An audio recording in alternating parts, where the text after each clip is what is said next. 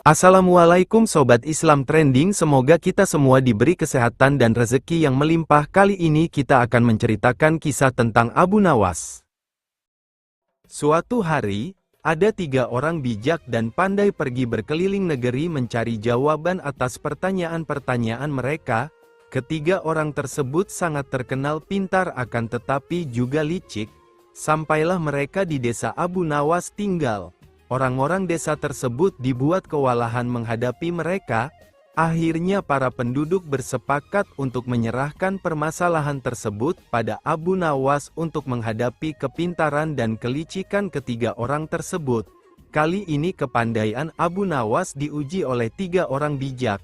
Mereka menentang Abu Nawas menjawab pertanyaan yang mereka ajukan dengan benar. Mereka sepakat menentukan hari untuk menggelar tantangan tersebut di sebuah lapangan dan ditonton oleh seluruh penduduk desa. Hari yang ditunggu-tunggu telah tiba. Penduduk desa berbondong-bondong menuju lapangan untuk menyaksikan kepandaian Abu Nawas menghadapi 3 orang bijak yang menantangnya. Acara sudah dimulai. Sebagai tamu, ketiga orang bijak itu diberi kehormatan untuk mengutarakan pendapatnya kepada Abu Nawas. Sebagai rasa hormat kami, maka kalian bertiga terlebih dahulu diberi kesempatan untuk mengutarakan pertanyaan kepada Abu Nawas, kata kepala desa. Mendapat kesempatan tersebut, ketiga orang itu merasa sangat senang. Orang bijak pertama bertanya kepada Abu Nawas, "Di mana sebenarnya pusat bumi ini, wahai Abu Nawas yang tolol?" Tanyanya dengan sombong melecehkan Abu Nawas. "Tepat di bawah telapak kaki saya, saudara yang budiman," jawab Abu Nawas merendah diri. Orang bijak kedua tidak terima dengan jawaban Abu Nawas. Ia langsung berkata dengan keras, "Bagaimana saudara bisa membuktikan hal itu? Jika kalian tidak percaya atas jawabanku, ukur saja sendiri," jawab Abu Nawas. Tampaknya jawaban tersebut membuat orang bijak pertama tertegun dan tidak bisa berkata apa-apa. Untuk itu, orang bijak kedua mengajukan pertanyaannya kepada Abu Nawas. "Berapa banyak jumlah bintang di langit, sama dengan jumlah rambut yang tumbuh di keledaiku ini, saudaraku?" jawab Abu Nawas kembali dengan santai. Jawaban tersebut tidak memuaskannya. Ia kembali bertanya, "Bagaimana saudara bisa membuktikan hal itu?" tanyanya. "Nah, kalau saudara tidak percaya, hitung saja rambut yang ada di tubuh keledai ini, nanti saudara akan tahu berapa jumlahnya," jawab Abu Nawas. "Itu hal bodoh, akal-akalanmu saja, bagaimana bisa orang menghitung bulu keledai?" sanggah orang bijak kedua itu. "Nah, kalau aku bodoh, berarti saudara juga bodoh. Bagaimana orang bisa menghitung bintang di langit?" kata Abu Nawas. Mendengar jawaban Abu Nawas, si bijak kedua merasa sangat kesal. Tetapi ia tidak bisa memberi alasan lagi untuk menyanggah. Sekarang giliran orang bijak ketiga yang merupakan paling bijak di antara yang lain. Ia tidak terlalu menyombongkan diri, berkata pada Abu Nawas, "Tampaknya saudara tahu banyak mengenai keledai. Coba saudara katakan kepadaku, berapa jumlah bulu yang ada di ekor keledai itu?" tanyanya pada Abu Nawas. "Jumlah bulu yang ada di ekor keledaiku ini sama dengan jumlah rambut yang ada di janggut saudara," jawab Abu Nawas dengan santai. "Bagaimana saudara bisa membuktikan hal itu?" tanya si bijak ketiga mulai tersinggung. "Oh, itu mudah sekali. Begini, saudara mencabut sehelai bulu dari ekor keledaiku, kemudian saya akan mencabut sehelai rambut dari janggut saudara. Nah, kalau sama, maka yang aku katakan adalah benar. Kalau tidak, berarti saya keliru," jawab Abu Nawas. Tentu saja orang bijak yang ketiga itu tak mau menerima cara menghitung tersebut dengan mengorbankan janggutnya. Dengan terpaksa, ketiga orang bijak yang sombong tersebut harus mengakui Abu Nawas sebagai orang yang paling bijak dari mereka. Dengan perasaan malu ketiga orang itu kemudian berlalu meninggalkan desa. "Panggil Abu Nawas kemari hari ini juga," perintah Sultan Harun al-Rasyid kepada seorang hambanya. Tuan Abu Nawas, kata si hamba raja sesampai di rumah Abu Nawas, Tuan hamba dipersilahkan Baginda datang ke istana hari ini juga, hanya berjarak setengah jam setelah hamba sahaya tadi sampai di istana. Abu Nawas pun tiba di sana. Hai Abu Nawas, kata Sultan, tahukah kamu mengapa aku panggil kemari? Aku minta tolong kepadamu untuk mengajari lembuku supaya bisa mengaji Al-Quran. Jika lembu itu tidak dapat mengaji, niscaya aku akan menyuruh mereka membunuh kamu. Baiklah tuanku Syah Alam, jawab Abu Nawas, titah tuanku Patik junjung di atas kepala Patik. Kemudian Abu Nawas disuruh pulang dengan menghela seekor lembu. Sesampai di rumah lembu itu diikat erat-erat pada sebatang pohon kurma. Esok harinya Abu Nawas mulai memukul lembu itu dengan sebuah cambuk rotan sampai setengah mati. Ketika binatang itu hampir mengamuk, Abu Nawas mengucapkan kata, atau. Perkataan itulah yang diajarkan Abu Nawas kepada lembu itu sambil tetap mengayunkan cambukannya tanpa henti. Pekerjaan itu ia lakukan setiap hari pagi sampai tengah hari. Dan dari duhur sampai maghrib selama beberapa hari, sehingga tidak terpikirkan untuk menghadap ke istana. Setengah bulan kemudian Baginda menyuruh seorang hamba melihat ke rumah Abu Nawas. Apakah dia mampu mengajari lembu itu mengaji atau tidak? Apa yang disaksikan oleh hamba sahaya tadi di rumah Abu Nawas, tiada lain cambukan yang dilancarkan oleh Abu Nawas ke badan lembu itu sambil berkata, atau, sampai binatang itu kesakitan setengah mati. Maka dilaporkanlah hal itu kepada Baginda Sultan. Mohon ampun Baginda, kata hamba sahaya itu sesampai di istana. Patik lihat Abu Nawas sedang mengajar lembu itu di belakang rumah dengan sebuah cambuk rotan yang besar. Jika tali pengikatnya tidak kuat, pastilah lembu itu lepas dan mengamuk. Yang diajarkan tidak lain hanyalah 3 patah kata, yaitu, atau. Baginda terheran-heran mendengar laporan itu. Setelah berpikir sejenak Baginda bertitah, panggil kemari Abu Nawas sekarang juga. Aku mau tahu apakah lembu itu sudah bisa mengaji atau belum. Tidak lama kemudian Abu Nawas pun sampai di istana. Ia pun datang menyembah. Hai Abu Nawas, sudahkah engkau mengajari lembuku itu, dan apakah lembu itu sudah bisa mengaji Al-Quran? Tanya Baginda Sultan. Sudah bisa sedikit-sedikit, ya tuanku Syah Alam, jawab Abu Nawas. Tadi aku suruh seorang hamba melihat ke rumahmu, katanya engkau mengajari lembu itu kalimat, atau. Aku mau tahu apa artinya perkataan itu. Ampun keduli Syah Alam, kata Abu Nawas. Arti, atau, itu adalah jika bukan lembu yang mati, atau hamba, atau tuanku, atau tidak ada salah seorang yang mati, hamba tidak akan puas. Sebab sampai habis umurnya sekalipun, binatang itu tidak akan bisa mengaji Al-Quran. Itu sebabnya binatang itu hamba cambuk agar mati.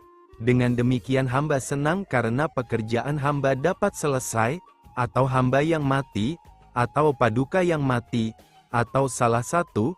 Barulah habis perkara lembu itu, Baginda terperanjat di tempat duduknya, tidak dapat berkata sepatah kata pun. Setelah tercenung sejenak, Baginda berkata, kalau begitu lembu itu boleh kamu ambil, atau kamu jual, atau kamu buat sate. Terima kasih banyak-banyak, ya tuanku Baginda Syah Alam, kata Abu Nawas sambil menyembah hingga kepalanya menyentuh tanah. Lapun mohon diri pulang ke rumah dengan langkah ringan dan hati senang. Di negeri Baghdad dahulu kala ada seorang menteri yang dikenal sangat jahat perangainya, sehingga ditakuti warganya. La tidak bisa melihat perempuan cantik, terutama istri orang, pasti diambilnya. Apabila membeli suatu barang, ia tidak pernah mau membayar. Ihwal itu lama-kelamaan sampai juga ke telinga Abu Nawas sehingga membuat hatinya panas.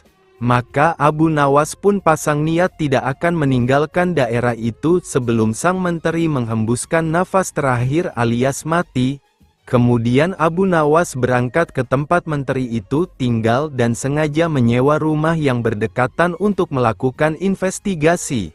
Setelah beberapa hari bergaul dengan penduduk di situ, ia pun kenal dengan sang menteri dan bahkan bersahabat baik. Begitu baiknya pendekatan yang dilakukan sampai-sampai menteri itu tidak bisa mencium rencana busuk Abu Nawas. Abu Nawas boleh masuk dan keluar rumah itu dengan bebas, sehingga ia tidak menaruh curiga sama sekali kepadanya. Di dalam rumah itu Abu Nawas melihat sebuah tiang gantungan yang digunakan untuk menggantung orang-orang yang bersalah kepada menteri itu. Cara menggantungnya pun dengan cara yang sadis, yaitu kaki di atas dan kepala di bawah. Dalam posisi demikian, orang itu dipukuli sampai mati. Dengan demikian memang betul berita-berita yang aku dengar tentang menteri ini, pikir Abu Nawas. Nantikanlah, aku pasti akan membalas. Hai orang muda, kata Abu Nawas, kepada seorang pemuda tampan yang sedang menggiring seekor lembu gemuk. Apakah lembu itu akan dijual? Pertemuan itu terjadi ketika Abu Nawas berjalan-jalan di sebuah sudut desa itu. Lembu ini tidak dijual, jawab si pemuda, karena ini warisan bapak hamba, lebih baik lembu itu dijual saja. Abu Nawas mencoba merayu, kalau laku dengan harga tinggi, kamu bisa berdagang sehingga uang itu menjadi banyak. Betul juga kata tuan, jawab si pemuda setelah berpikir sejenak. Namun untuk menjualnya hamba harus berkonsultasi dengan ibu di rumah. Kalau ibu setuju boleh tuan membelinya. Itu akan lebih baik, ujar Abu Nawas. Sementara anak muda itu pulang, Abu Nawas memeras otak. Ia akan berusaha memanfaatkan ketampanan wajah anak muda itu untuk melaksanakan rencananya. Hai menteriku, tunggulah bagianmu kelak, kata Abu Nawas dalam hati dengan perasaan geram. Ibu setuju menjual lembu ini, kata pemuda itu kepada Abu Nawas. Setelah keduanya bertemu lagi. Bagus, kata Abu Nawas. Tetapi sebenarnya bukan aku yang akan membeli lembumu, melainkan menteri yang zalim itu. Oleh karena itu berikan harga yang pasti. Sesudah itu kita membuat perjanjian dan kamu yang akan melaksanakannya. Setuju? Tanya Abu Nawas. Setuju, jawab si pemuda. Giringlah lembumu itu ke kebun, dan tunggulah aku di sana. Kata Abu Nawas, aku akan ke rumah menteri itu dan setelah itu aku menemuimu. Hai menteri, ada seorang pemuda yang akan menjual seekor lembu gemuk. Kata Abu Nawas, jika Anda tertarik, silahkan Anda beli dengan harga yang pantas, tidak mahal. Mari kita ke kebun itu. Berapa harganya? Tanya si menteri begitu sampai di kebun. Las sangat tertarik dan ingin segera membelinya. 50 dinar, jawab si pemuda. Boleh ditawar? Tanya si menteri. Tidak bisa, karena lembu ini warisan bapak hamba, jawab si pemuda. Baik, pasti kebayar harga itu, ujar si menteri. Maka disodorkan ujung tali pengikat lembu kepada menteri, namun ketika ditarik ternyata kosong. Rupanya diam-diam Abu Nawas telah melepas binatang itu. Namun karena harga telah disepakati, pemuda itu meminta bayarannya. Mana lembunya? Tanya si menteri. Masa hanya talinya? Aku tidak sudi membayar. Keduanya pun berbantah-bantahan dengan sengitnya. Aku minta bayarannya, kata si pemuda. Kalau tidak mau bayar, kembalikan lembuku. Apa yang mesti ku bayar, dan apa yang harus ku kembalikan? Gila si menteri. Cuma tali yang kau berikan kepadaku. Nih, ambillah, aku tidak butuh tali. Kerjamu memang cuma menipu dan menganiaya orang, kata si pemuda lagi. Kamu memang zalim, mau makan darah orang kecil. Si menteri tidak menggubris lagi perkataan itu. Ia berjalan pulang ke rumahnya. Sementara si anak muda hatinya sangat sedih. Lembu hilang, uang melayang. Barangkali memang itulah nasibku. Apa boleh buat, keluhnya. Terima hadiah usai menghina raja. Konon di zaman Raja Harun al-Rasyid sebelum ada yang namanya toilet, yang ada hanya sungai untuk buang hajat. Suatu ketika sang raja merasa perutnya sedang sakit dan sudah tidak bisa lagi untuk diajak kompromi. Seketika itu juga raja meminta para pengawal untuk mendampinginya ke sungai demi menuntaskan hajatnya. Kebetulan sungai di situ mengalir ke arah selatan. Sudah menjadi kebiasaan di kalangan masyarakat, jika sang raja sedang buang hajat di sungai, maka rakyat dilarang keras buang hajat di sebelah utaranya raja, karena dikhawatirkan kotoran tersebut akan mengalir ke arah selatan dan mengenai badan sang raja. Bagi yang melanggar, maka akan mendapatkan hukuman berat dari sang raja. Namun kali ini, peraturan tersebut tidak diindahkan oleh Abu Nawas. Abu Nawas dengan santainya juga ikut buang hajat di sebelah utara agak jauh dari sang raja. Di saat asyik buang hajat, tiba-tiba saja ada suatu benda yang menyenggol pantat raja. Tanpa berpikir panjang, benda tersebut langsung dipegang dan dilihat oleh sang raja. Dan alangkah kagetnya ternyata benda tersebut adalah kotoran manusia. Kontan saja hal itu membuat sang raja naik pitam. Dan seketika itu juga raja menyuruh para pengawalnya untuk menelusuri sungai di belahan utara dan menangkap orang yang buang hajat. Benar saja, di sebelah utara agak jauh dari posisi sang raja terlihat sosok Abu Nawas sedang buang hajat dengan santainya. Saat itu juga para pengawal langsung menangkap dan membawanya ke hadapan raja untuk dihukum. Ketika di hadapan raja, Abu Nawas memprotes pada raja kenapa dia ditangkap dan akan dihukum. Raja pun menjawab bahwa perbuatan Abu Nawas itu telah melecehkan privasinya dan menginjak-injak harga dirinya sebagai raja. Kamu memang tidak punya tata krama, berani-beraninya kamu buang hajat di sebelah utaraku sehingga kotoranmu mengenai badanku. Kini kamu harus menerima hukuman dariku, bentak sang raja. Maaf, tunggu sebentar wahai raja, sela Abu Nawas. Ada apa? Kali ini tidak ada lagi ampunan bagimu Abu Nawas, sahut sang raja geram. Tunggu sebentar, tolong beri saya kesempatan untuk menjelaskannya. Saya melakukan itu semua karena saya sangat menghargai engkau wahai raja, kata Abu Nawas. Mendengar hal itu, Raja Harun al-Rasyid langsung sedikit tertegun dengan apa yang disampaikan oleh Abu Nawas. Perbuatan seperti itu kamu bilang malah menghormati aku? Tanya raja keheranan. Begini raja, selama ini jika raja tengah mengadakan perjalanan dengan rakyat atau bersama pengawal, tidak ada satupun dari rakyat atau pengawal yang berani mendahului jalannya raja. Begitu juga dengan saya, ketika saya ikut rombongan raja. Posisi ketika berjalan tidak berani mendahului raja. Itu saya lakukan karena saya menjaga tata krama dan sopan santun kepada raja, bela Abu Nawas. Ya bagus, tapi apa hubungannya dengan perbuatanmu sekarang ini? Tanya raja. Begini raja, saya menghormati engkau tidak setengah-setengah.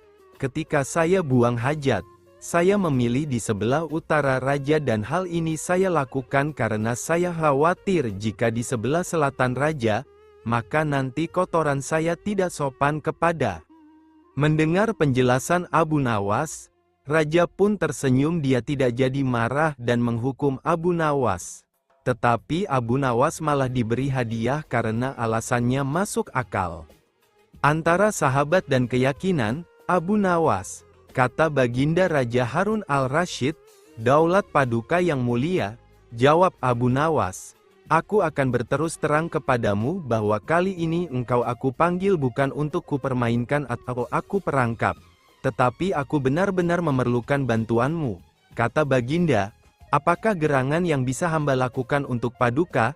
Tanya Abu Nawas. Pertanyaan Baginda, ketahuilah bahwa beberapa hari yang lalu aku mendapat kunjungan dari negeri sahabat. Kebetulan rajanya beragama Yahudi. Raja itu adalah sahabat karibku hingga begitu berjumpa denganku, dia langsung mengucapkan salam secara Islam. Aku tidak menduga sama sekali.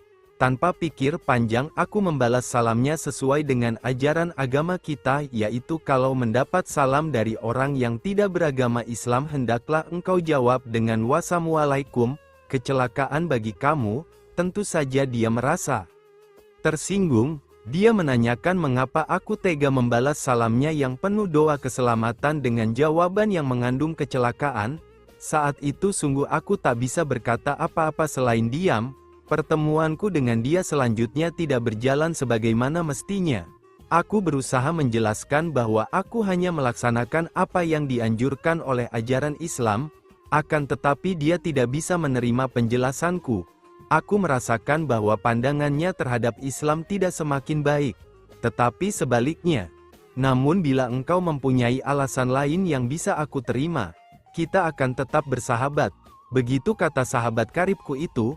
Kalau hanya itu persoalannya, mungkin hamba bisa memberikan alasan yang dikehendaki Raja Sahabat Paduka itu yang mulia, kata Abu Nawas meyakinkan Baginda.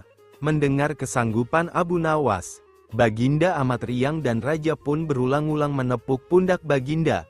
Wajah Baginda yang semula gundah gulana seketika itu berubah cerah.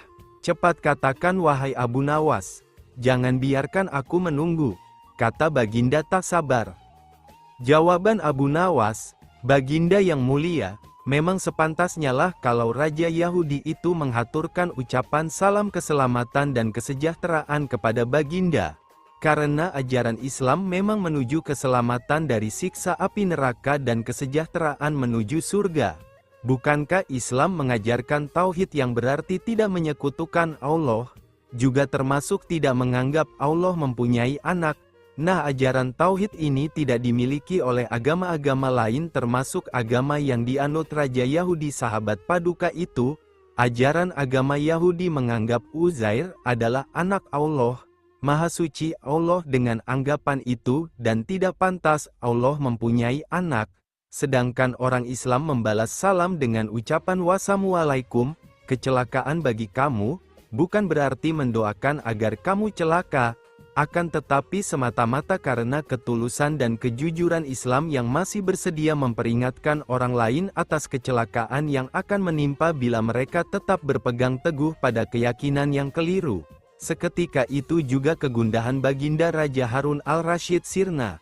Kali ini saking gembiranya, Baginda menawarkan agar Abu Nawas memilih sendiri hadiah apa yang disukai. Abu Nawas tidak berdusta. Pada suatu waktu, ketika Raja Harun ar-Rasyid sedang menunaikan ibadah haji, tiba-tiba saja dia teringat akan Abu Nawas pada saat memasuki kota Kufah. Untuk memenuhi rasa kangennya, Baginda Raja menyuruh para pengawalnya untuk mencari Abu Nawas sekaligus menghadapkan ke hadapannya. Raja berpesan, "Nanti kalau sudah bertemu, tolong Abu Nawas diberi pakaian berwarna hitam dan celanan panjang yang nantinya diletakkan di atas kepala Abu Nawas."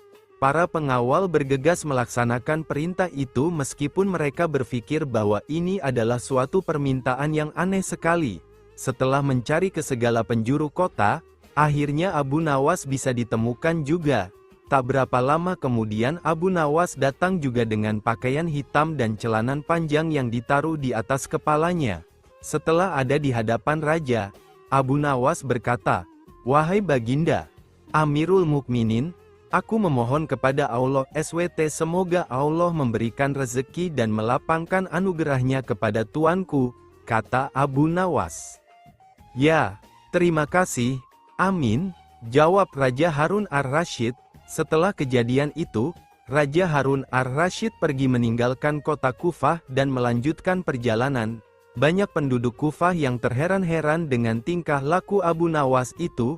Dia malah mendoakan sang raja sambil menaruh celanan panjang di atas kepalanya. "Wahai Abu Nawas, begitukah caranya engkau mendoakan Amirul Mukminin?" tanya beberapa warga yang melihat kejadian itu. "Diamlah wahai semua, celakalah semua, tidak ada yang lebih disukai oleh Amirul Mukminin kecuali harta dan uang," jawab Abu Nawas dengan santainya. Abu Nawas segera berlalu dari tempat itu. Karena ada yang iri atau entah mencari muka di hadapan raja, maka ada salah seorang yang melaporkan kejadian itu tentang ucapan Abu Nawas yang mengatakan bahwa rajanya menyukai harta dan uang. Betapa terkejutnya si pelapor ini dengan jawaban yang diucapkan oleh raja mereka. "Demi Allah, ia tidak berdusta. Abu Nawas berkata benar, si pelapor menjadi malu karena kejadian ini.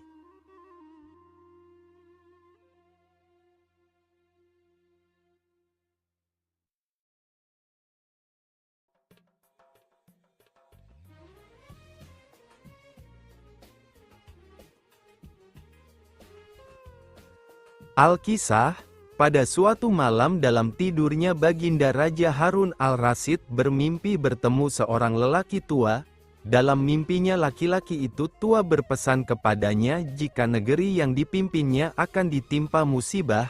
Oleh sebab itu, agar dapat menghindari bencana itu, ia harus mengusir seorang penduduk negerinya yang bernama Abu Nawas.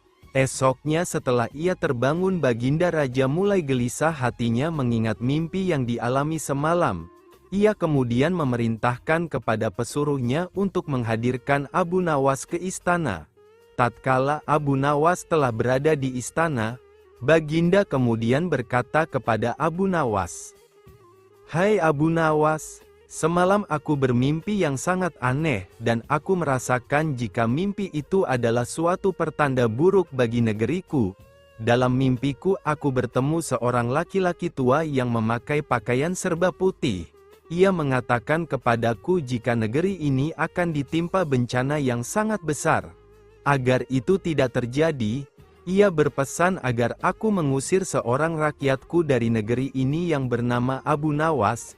Dan ia juga mengatakan jika Abu Nawas itu ingin kembali maka hendaklah dia tidak berpijak di atas bumi atau mengendarai tunggangan apapun, tapi jika ia tidak bisa melakukan seperti itu maka ia tidak boleh lagi kembali ke negeri ini.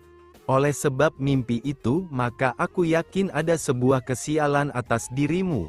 Maka aku memutuskan untuk mengusirmu dari negeri ini," kata Baginda. Dengan perasaan yang berkecamuk setelah mendengarkan perintah Baginda Raja atas pengusiran dirinya, Abu Nawas kemudian meninggalkan istana dan kembali ke rumah.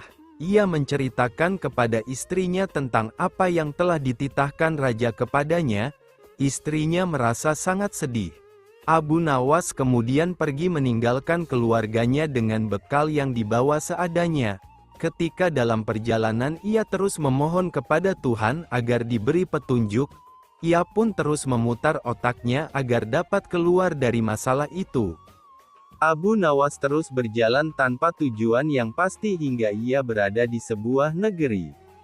Selama beberapa hari di sana ia terus berpikir bagaimana cara ia kembali ke negeri Baghdad tanpa melanggar apa yang telah dipesankan raja kepadanya, yaitu tidak boleh menginjak bumi dan tidak pula mengendarai tunggangan apapun.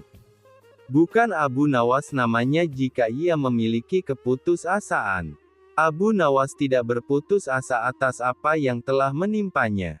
Meskipun alasan yang membuat ia diusir sama sekali tidak masuk akal, ia menerimanya dengan ikhlas, selalu berdoa kepada Allah dan berpikir untuk bisa keluar dari setiap masalah yang menimpanya.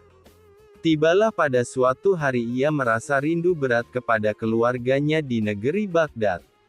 Namun ia belum menemukan cara untuk kembali. Hingga pada suatu hari lain tiba-tiba dia menemukan sebuah cara yang sangat masuk akal dan tidak membuatnya melanggar perintah raja.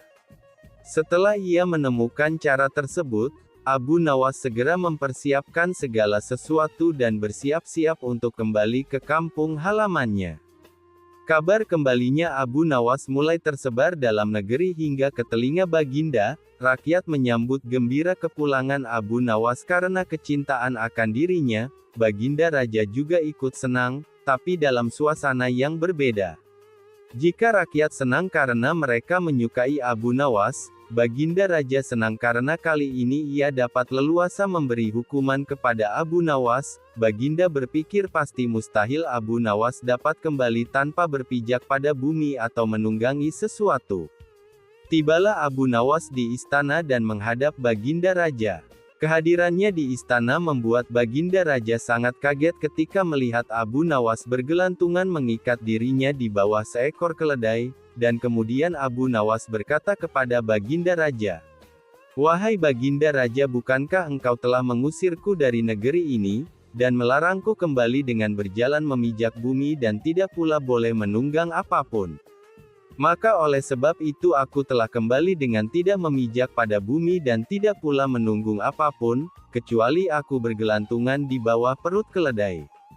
Melihat tingkah pola dan alasan yang diberikan Abu Nawas, Baginda Raja pun merasa masuk akal dan sangat memuaskan beliau. Akhirnya Abu Nawas bisa kembali ke keluarganya dan terbebas dari hukuman Baginda Raja.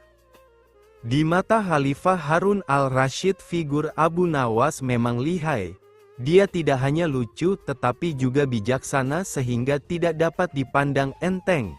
Di satu pihak hal itu sangat membanggakan Khalifah, tetapi di lain pihak, sangat menjengkelkannya, karena ia suka kurang ajar dan tidak tahu diri. Oleh karena itu Baginda tidak pernah berhenti memeras otak untuk dapat membalas Abu Nawas. Pada suatu hari di bulan Rabiul Awal, Baginda Khalifah tersenyum simpul sendiri sambil bergumam, "Awas kau, Abu Nawas, kali ini pasti kena." Seperti biasa setiap bulan Rabiul Awal, Sultan Harun al-Rashid menyelenggarakan acara Maulid Nabi di istana. Pada saat itu semua pembesar negeri hadir termasuk putra-putra mahkota dari negeri-negeri sekitarnya.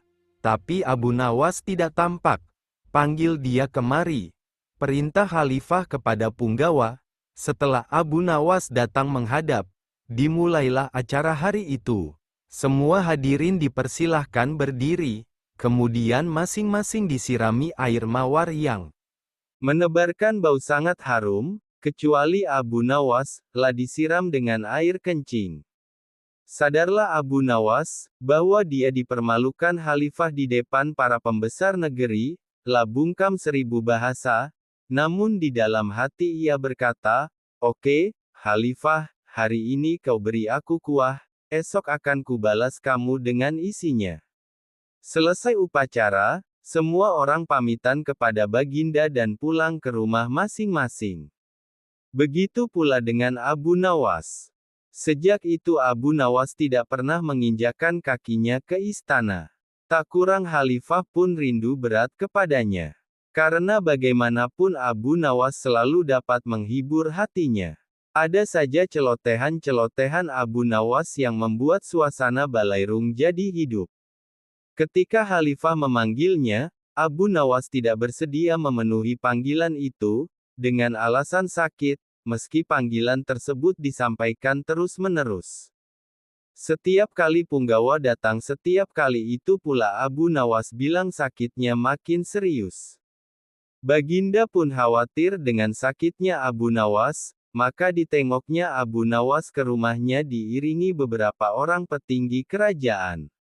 Mendengar Khalifah menuju ke rumahnya, Abu Nawas buru-buru pasang aksi. Mata terpejam, badan tergeletak lemah lunglai. Namun sebelum itu ia telah menyuruh istrinya menyiapkan obat makjun, ramuan obat yang dibuat seperti dodol bulat, dan 2 butir di antaranya dibubuhi tinja. Abu Nawas menelan sebutir obat itu ketika Baginda sudah sampai di depannya. "Hai Abu Nawas, apa yang kamu telan itu?" tanya Khalifah. "Inilah yang disebut obat makjun," jawab Abu Nawas masih dalam posisi telentang. "Resepnya hamba peroleh tadi malam lewat mimpi. Seorang tua menghadap hamba dan berpesan agar obat makjun ini hamba telan 2 butir, niscaya sembuh." Setelah Abu Nawas menelan sebutir lagi dan tampak badannya segar layaknya orang sembuh dari sakit. "Kalau begitu aku juga mau makan obat makjun itu," kata Khalifah. "Baiklah, tuanku," kata Abu Nawas. "Bila Paduka akan menelan obat ini, hendaklah berbaring seperti hamba sekarang ini, tidak boleh sambil duduk, apalagi dengan berdiri." Maka Baginda pun berbaring. "Pejamkan mata tuanku," kata Abu Nawas. Begitu mata Sultan terpejam, Abu Nawas cepat-cepat memasukkan butiran makjun itu ke mulut Khalifah. Tiba-tiba Khalifah bangkit karena obat itu menyangkut di batang tenggorokannya. Sambil membelalakkan matanya, Sultan berkata keras-keras, "Hai, Abu Nawas, kamu beri aku makan tinja ya." Maka Abu Nawas pun menghormat sambil berkata, "Dulu Baginda memberi hamba kuahnya, sekarang hamba memberi Baginda isinya. Jikalau Baginda tidak memberi hamba uang 100 dinar, kejadian ini akan hamba ceritakan kepada halayak ramai. Diam kamu, jangan ngomong kepada siapa-siapa, nanti ku beri kau uang 100 dinar, kata Khalifah. Setelah itu Khalifah dan semua pengiringnya kembali ke istana, menyiapkan pundi-pundi.